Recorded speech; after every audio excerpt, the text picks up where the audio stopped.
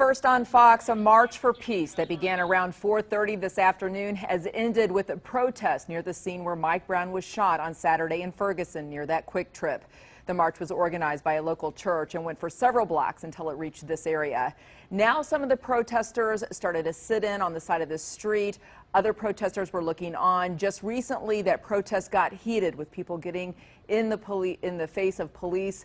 The police are now asking for that area to be cleared. Fox 2's Chandrea Thomas is there, and she can tell us more about what's happening right now. Chandrea.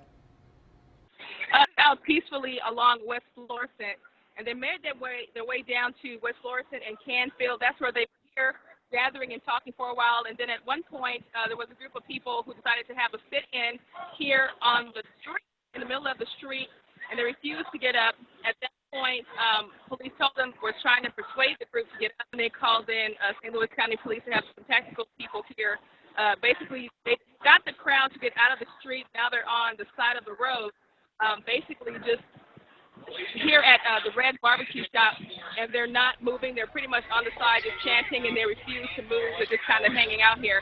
The crowd is a bit thinner than it was earlier, but at this point, again, authorities are trying to get them to peacefully disperse from this area, and hopefully, we'll have some conclusion here that's peaceful. But at this point, it's pretty much a standoff for the most part because they're on the other side of the street and they're not moving. All right, Chandrea, thank you very much. We have several crews down there in that area, and we will continue to keep an eye on that situation and bring you more information as it warrants. Meanwhile, St. Louis County